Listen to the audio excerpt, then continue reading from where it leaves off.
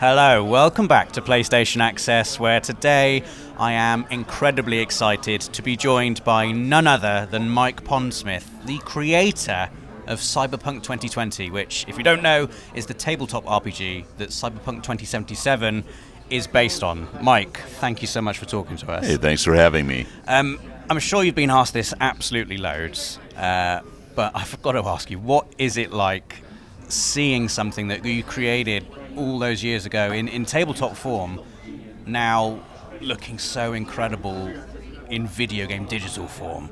I think my immediate thought is, damn, we got it right. Yeah. It's fascinating because I also work in video games directly, so I've had a chance to see this process over years.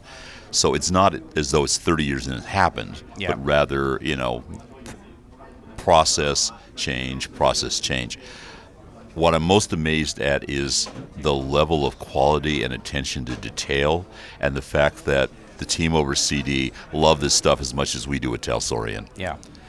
We lucked. We got people who were fans. Yeah. I mean, really fans. The first trailer we saw, I remember we're sitting in the office looking it over later, and we're going, look, over there, they put this. Oh, yeah. Hey, my God, look at that graffiti over there. Yeah, that's from this gang. We were really flashed by that. Amazing. Because it meant they really cared about what they were getting. It wasn't just something that they were going to reskin. And from what you've seen of the game so far, obviously you've been heavily involved in the development of it. Is there anything in particular that is like a favorite thing of yours? Something that was, maybe something that you had in the original tabletop game and you just absolutely adore seeing it now in digital form? Wow, that's. I think right now the most amusing one for me is actually the AV4s. Right. Because for years people couldn't grasp how they worked and what they looked like. Yeah. And now, for the first time, I'm really seeing what they look like. Oh, yeah, you got that. You got that. It's a brick with all the jet engines in the world fastened to it and a minigun. Easy parking. Just land on top of them. Amazing. Does it look like it looked in your head when you first envisioned this world? Actually, I'm amazed at how close it is. But then, in retrospect, because I was involved in the process all along, it ought to look pretty much like, I want to see, because I had a chance to say at each step, no, that's not. I'll tell you a story. When we first started out, at one point I came over to Warsaw and people trotted out the guns they were doing. And they were shiny, kind of science fiction guns. And I went, Cyberpunk guns are not shiny. They're basically brutal, large black things with too many rails, and bump stocks. They got whole bump. I don't know, whatever. I mean, the things should be big, ugly, and brutal. And everybody stopped and they kind of took it hard. I said, so I came down the next time and it was like, wow, these things are really awesome and dangerous. Nice. They look like they will leap up and bite your face. And I said, yeah, they got it. Amazing. And I saw the gameplay demo yesterday, and the thing that really struck me is, in many video games you can choose whether you want to go in stealthily or go in guns blazing, and you can do that in Cyberpunk, but there seems to be so many additional layers of variety within each of those options. For example, like the life path opens you up all kinds of different conversational options that you normally wouldn't have gotten, but based on how you decide to have your back history, it opens up pathways. Yeah. And it also opens up styles for how you're going to play. Yeah, it really does look so cool. And so I wonder if you could give us a bit of insight into the lore of Cyberpunk, because I guess no one knows the lore as well as you do. Actually, there's one person who knows the lore probably as well as I do, and that's Jay Gray, who is our social media ambassador. Okay. Jay has actually crowdsourced with an amazing bunch of Cyberpunk fans, and they have actually put together databases on every character in the universe, all like 35 books worth. So, but what I don't remember, Jay will remember. Amazing. And he always nudges me and says, it happened over here in chapter 4, page 52, whatever. The thing about the lore is that there is a depth to it because we do our homework. For example, I had to drop a nuke on Night City at one point. I didn't just say, hey, I'm going to drop a nuke on Night City. I had to sit down and figure out, What happens when I drop a nuke? How big a nuke? What will happen? How will people die? How will the buildings be destroyed? What will the impacts be? Did you roll the dice to decide that? No, I spent a lot of time reading really, really long, strange DoD reports, and I swear to God, based on my browser history, I must be on like 20 or 30 watch lists right now. But I wanted to know if I did this, what would be the outcome? Right. And I needed to do it because I needed to obliterate the bad guys so totally that nobody would entirely know what happened. Right. It would become legend, and that was important to the next arc of the story, which happens in 77. And can you give us, I don't know if it can be brief, but some insight into what happens? Obviously, the tabletop game is set in 2020, and 2077 is set, I guess, 57 years down the line. So what can you tell us about that gap between your original tabletop game and the RPG we're going to get next year? I can tell you the gap is called Cyberpunk Red. Right. Okay. So this is the thing to think about, people. We look at Talsorian, we look at the Cyberpunk line, as most of our lines, effectively is like a comic book, which has arcs. And we've had an arc, which was the 2013 arc. We've had the 2020 arc. We're moving into the Red arc, and it's not dated because it's essentially a period that is not quite to 77. Each of the arcs has a particular idea. For example, in the first arc, it was about the survival of people coming back from the collapse of the whole world, basically. The 2020 arc is about basically people fighting against inequity, against corporate power, getting some space. The arc there ends when the corporations overreach and damn near destroy the world.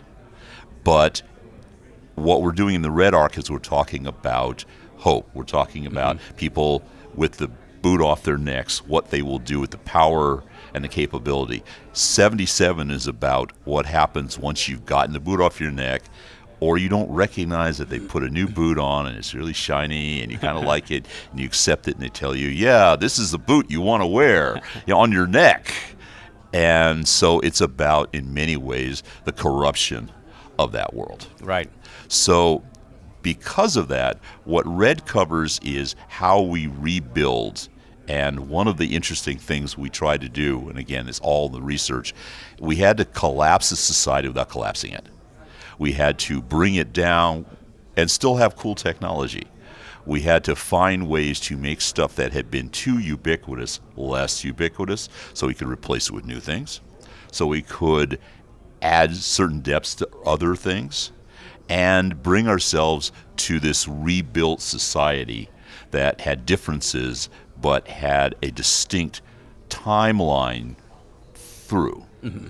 Instead of just being, hey, we did Cyberpunk again, you know? Yeah. No, there's a reason why we're like we are. And you'll see really subtle differences and really large differences between 2020 and 2077, but Red explains what those differences are and how we got there. Fantastic. And one of the things that I find really interesting is, obviously you get so many video games that are based on movies, or maybe not based on movies, but their aesthetic and how they're built, it feels very cinematic. Whereas Cyberpunk 2077, even just looking at the demo, like the class system and the skill trees and the from playing the tabletop game as well, you can see you've got stats like cool, for instance. People laugh at that, but cool is really important. So why is cool so important? Cool is important because basically it's about, in any kind of particularly technological society, people make impacts on each other. Yeah. You have a TV show because you are cool. If you were just some nebbish, nobody would give you a microphone. People listen to me, well, because I wrote a game, so I guess I'm cool. But that is about person and how they impact the world. How you walk into the room, how you dominate the conversation, how you make your mark in that world. So, yeah, people laugh at cool, but cool is one of the stats nobody ever wants to get rid of. Yeah. Because it's a definer of that personality. I was going to ask, before we started talking about cool. Yeah, you're cool, dude. What do you think it is about, or how do you think Cyberpunk 2077 differs from being based on a tabletop RPG as opposed to having like the DNA of a movie or the DNA of, traditional video games? What is it about that tabletop RPG that kind of separates Cyberpunk 2077 from the rest of, video game role-playing games? Well, part of it is because it is based off a tabletop game, there is a richness and a depth and a history of the lore of what you're building. I'll tell you a little side story. Years ago, I went with a friend of mine who was with CAA, one of the enormous agencies out here in Los Angeles. And, I was going along because, well, he was buying the beer and he had to meet his agent. So, I was going to slum along, get free beer. And he's going, yeah, well, this friend of mine over here, they do these game things and all that. And, yeah, show him, Mike. And I had Castle Falkenstein. And I showed it to the agent, and she looked at it and she said, wow, you have more of this? I said, yeah, we got about like 12 books. And you have 12 books of this? And in her mind, that was like 12 books larger than any Bible that had been done that crossed her desk in a typical TV setting. And I'm going, well, yeah, 12 books. Yeah, it's kind of like typical for 2 years' work for us. That is what we bring to the party with what we're doing in 77, is we bring a richness and a depth that allows people to imagine and see stuff beyond what they can see on the screen. There's a limit. The screen, the game, is a snapshot. Right. I love the term vertical slice because it really says it. You're seeing a moment. And that moment may have a lot of different gameplay aspects, but you're seeing a game that cannot expand beyond a certain point because nobody wants to sit around for days finding about, Johnny Silverhand's toilet training. Johnny, put that down. It's a guitar, Mom. So basically, what this kind of lore does is it allows you to have depth, and then from there, when we take it out into the larger video game world, we have a much larger palette we can choose from. And going all the way back, when you were first creating Cyberpunk 2020, I'm intrigued to know what your inspirations for it were. Why cyberpunk? Because a lot of tabletop role-playing is, high fantasy, Dungeons and Dragons type thing. Yeah, my wife is a big fantasy thing, and I used to say, okay, I'm waiting until a science fiction game comes along, and then I'll actually play, Right now, the only reason I'm actually playing, fantasy games is because you're here, and I want to make sure your GM doesn't go pick up on you again. But what happened was, my favorite movie is Blade Runner. Right. And I love Blade Runner because architecturally, thematically, it's just a really beautifully balanced story.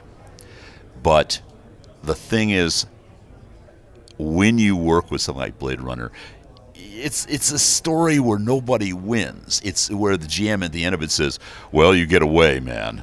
The weird guy who folds the origami, yeah, Gat doesn't know where you are, or he lets you go, and that's it. What do you do for the next game? Well, I rescue my girlfriend again. So what happened is I looked at how could you make this work longer term. I want to write a Blade Runner game. How am I going to make it work? And I stumbled across a science fiction writer named Walter John Williams. Hi, Walter. Walter's a great guy. And basically what he did was, in his novel Hardwired, he put more of that heroic rock and roll in.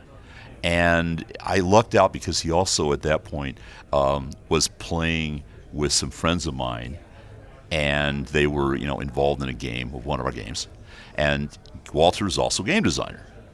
And so I managed to con him into doing some playtest stuff. And I think that really informed me, because what I realized was I didn't want to do a downer story. I wanted to do a story where the guys win. And by the way, I'd like to recommend Get Hardwired, because the heroes win, and it's a kick-ass story. So go find it now.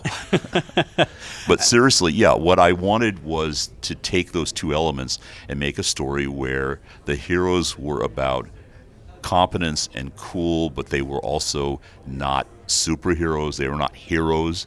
They were people fighting for something that they believed and that was very personal to them. And just finally, because I have to talk about this, Keanu Reeves being in the game is like an amazing thing. Yeah. But what can you tell us about Johnny Silverhand and his character? Because in 2020, it's sort of left... I mean, he's not in a good place at the end of the arcs of 2020. Yeah. What is his role in Cyberpunk 2077? Is he dead? There are things I can and cannot tell you. Sure. But I will tell you this. At no point at the end of Cyberpunk 2020, the fourth corporate war, does anybody stop and actually look at the body. Right.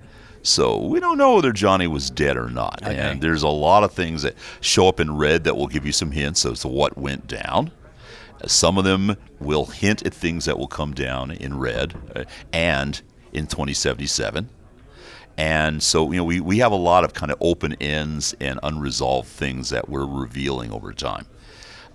As for Johnny, people also make the mistake of thinking that because Johnny is a central character, that he's the good guy. Right. He's the hero. Johnny is a son of a gun. He really is. He's what happens when you take somebody who probably was pretty sensitive and he goes through abandonment, he goes through war, he goes through all kinds of horrible stuff.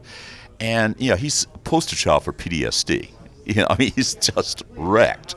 And he's remote, and he has trouble forming attachments. And so, he's got a really messed up life. But he takes that and he takes it out to the world to try to change that world. He just doesn't go, my life sucks, I think I'll go get drunk every night. He goes, I'm going to go change this. So while he's not always a really nice guy to anybody, particularly ladies, do not date Johnny Silverhand. He will mess your life up. He will. Come on. The guy got his ex-girlfriend to help him rescue his new girlfriend. This is not the guy you want to date. And if you say you do, I want to talk to you about therapy. So, basically, what I like is that Johnny is a character that's very hidden. And he hides a lot of things about the world, but he does care. He just may not be caring the same way you'd expect it. Right. And because he is an opaque character, I think that Keanu Reeves is a really good model for that because he's also good at having things that kind of pop up to the surface. And you go, oh, wait, I got that. Fantastic. Well, Mike, thank you so much for talking to us. It's been an thank you for having me. pleasure having you on the channel. Let us know in the comments what you think of Cyberpunk 2077. It's looking absolutely fantastic. You will like it. And give us a like if you enjoyed the video. And don't forget to subscribe and hit the notification bell so you stay up to date with everything from the world of PlayStation. For the players.